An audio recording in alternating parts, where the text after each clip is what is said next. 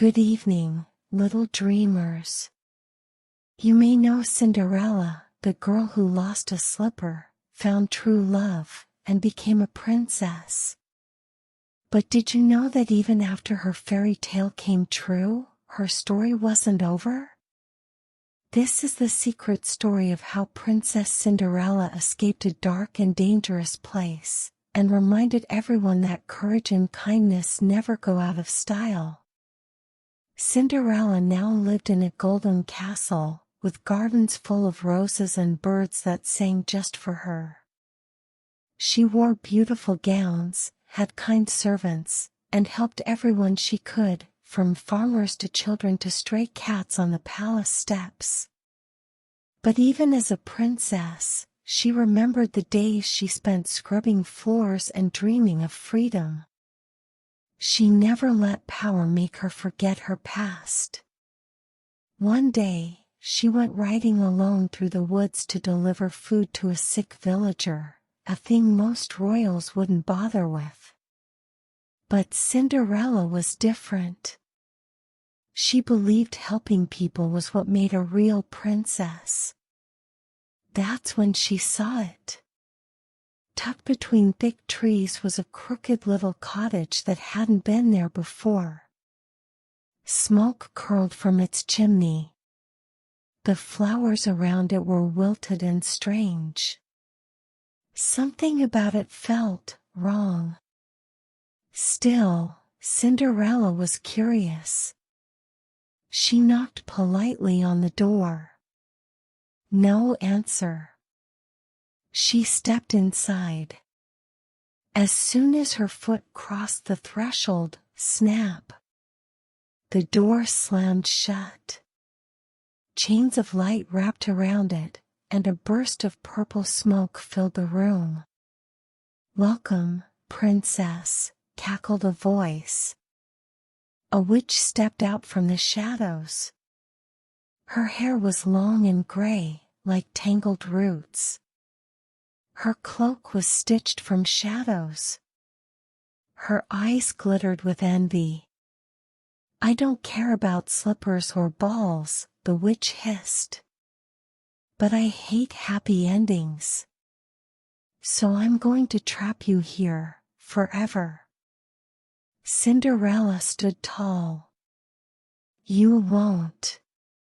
"Oh, I already have," the witch grinned. The cottage twisted and changed. The walls stretched like rubber. Doors led to nowhere. Windows showed only fog. Magic pulsed in every floorboard. Most people would panic. But not Cinderella. She'd faced cruelty before. She knew fear, and she knew how to push through it. She studied the cottage. It ran on magical patterns, spells hidden in symbols on the walls, puzzles locked in strange objects. She remembered lessons from the royal library about ancient runes and magical traps. And she used her head. She tricked the witch's enchanted mirror into turning against its master.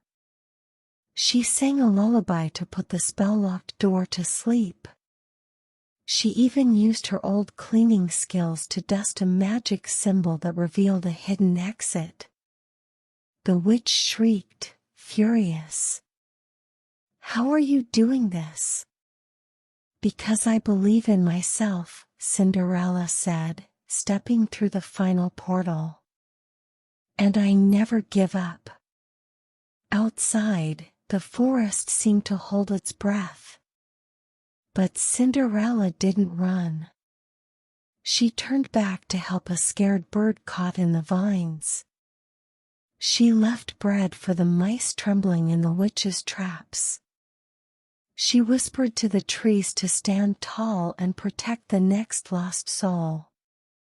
And something amazing happened. The forest shimmered. The trees grew stronger. The vines untangled. Even the air felt lighter. Cinderella's kindness had broken the witch's curse, not just for herself, but for everything the cottage had poisoned. She returned to the castle with leaves in her hair and scratches on her arms, but her heart full of pride. The king and queen rushed to her. The villagers cheered. But Cinderella just smiled and said, "Being a princess isn't about crowns or castles. It's about what you do when things get hard." And that night, under a sky full of stars, Princess Cinderella slept soundly, knowing she had faced darkness and brought back light.